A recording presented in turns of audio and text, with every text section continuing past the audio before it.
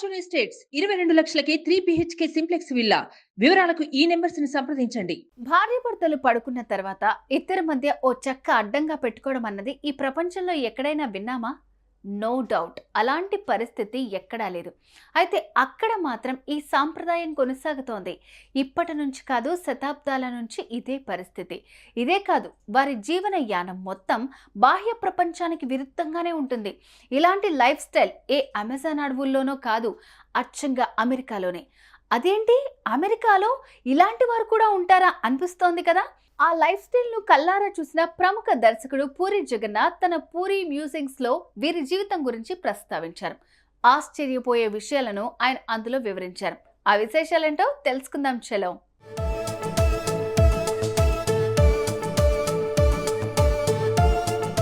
Technology ఊహించినంత ఎత్తుకు ఎదిగిన కాలంలో మనం బ్రతుకుతున్నాం.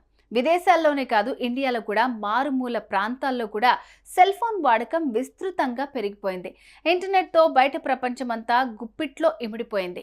టీవీ లేని ఇంటినే ఊహించుకోలేని పరిస్థితి. ఇలా చెప్పుకుంటూ పోతే ఎన్నో అవసరాలతో, ఎలక్ట్రానిక్ పరికరాలతో సగటు మనిషి జీవితం ముడిపడిపోయింది. అవి లేకపోతే ఒక్కరోజు కూడా బ్రతకలేని పరిస్థితిలోకి మనిషి జీవితం జారిపోయింది. అయితే అమెరికాలోని పెన్సిల్వేనియా రాష్ట్రంలోని మారుమూల పల్లె ప్రాంతాల్లో అమిష్ విలేజెస్ అని ఉంటాయి. ఇక్కడ నివసించే వారిని అమిష్ పీపుల్ అంటారు. వారి జీవితం మాత్రం మైదాన ప్రాంతంలో ఉన్నా కూడా చీమలు దూరని చిట్టడవిలో నివసించే అనాగరికుల జీవితాన్ని పోలి ఉంటుంది. అంతకంటే కఠినంగా కూడా ఉంటుంది. వీరిలా బ్రతకడం వెనుక వారి మత గ్రంథం పాత్ర ఎంతో ఉందన్నది కాదనలేని నిజం అంటున్నారు పూరి జగన్నాథ్.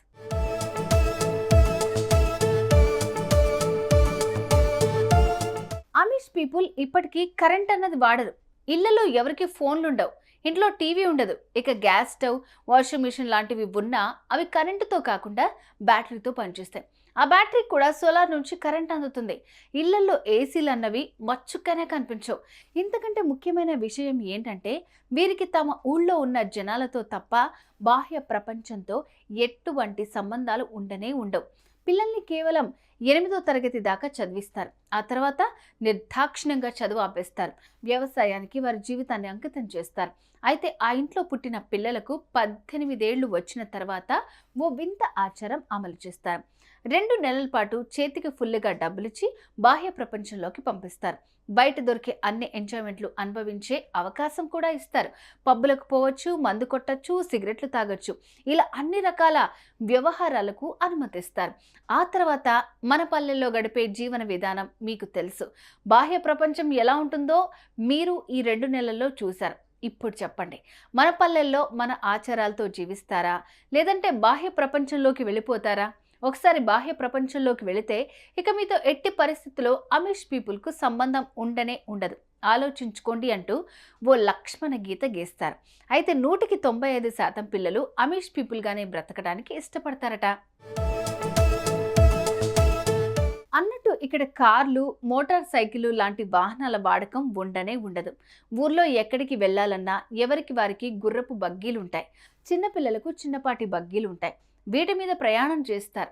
ఊళ్ళో ఎవరన్నా కొత్తగా ఇల్లు కట్టుకోవాలంటే అందరూ కలిసి ఆ ఇల్లు కట్టేందుకు శ్రమదానం చేస్తారు. ఇళ్ళ ముందు కూరగాయలు పెంచుకుంటారు. పొలాల్లో ధాన్యాలు పండించుకుంటారు. కోళ్ళని, జీవాలను తమ పెరట్లో పెంచుకుంటారు. ప్రతి సాయంత్రం అందరూ ఒక చోట చేరి ఆటలు ఆడతారు, పాటలు పాడుకుంటారు, కబుర్లు చెప్పుకుంటారు. ఆడాళ్ళంతా ఎల్లవేళలా ఒక నైటీ లాంటి పచ్చటి డ్రెస్ వేసుకుంటారు. మగాళ్ళు ప్యాంటు చొక్కా ధరిస్తారు. ఊరంతా ఒకే హెయిర్ స్టైల్ మెయింటైన్ చేస్తారు.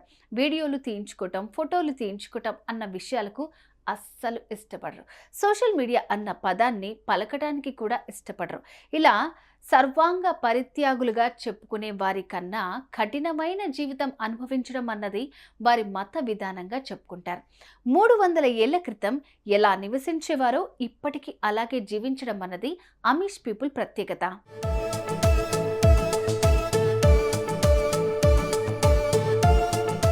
ఇక్కడ ఓ విచిత్రమైన విషయం కూడా ఉంది. ప్రస్తావించుకోవాల్సిందే. భార్యాభర్తలు శృంగార కార్యకలాపాలు పూర్తయిన తర్వాత బెడ్ మీద ఇద్దరి మధ్య ఒక చెక్క పెట్టుకుని పడుకుంటారు.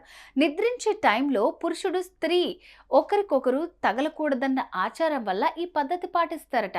మన ఊహకు కూడా అందని ఈ జీవన విధానం ఆచరిస్తున్న వీరి పల్లెల్లో పోలీస్ స్టేషన్ లేదు, ట్రాఫిక్ ఆంక్షలు లేవు, రోడ్డు ప్రమాదాలు జీరో, క్రైమ్ రేట్ కూడా శూన్యం. ప్రతి ఒక్కరు ప్రశాంతంగా జీవిస్తారు, శ్రమైక జీవన సౌందర్యాన్ని ఆస్వాదిస్తారు, జీవించినంత కాలం సుఖంగా సంతోషంగా జీవిస్తారు. జీవన చరమాంకంలో కన్నబిడ్డల ప్రేమాభిమానాల మధ్య తృప్తిగా జీవితాన్ని చాలిస్తారు.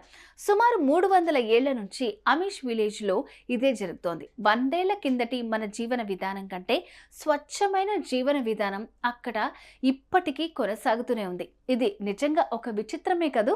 సుమన్ టీవీలో మీ పర్సనల్ అండ్ బిజినెస్ ప్రమోషన్స్ కోసం కింది నెంబర్కి కాంటాక్ట్ చేయండి.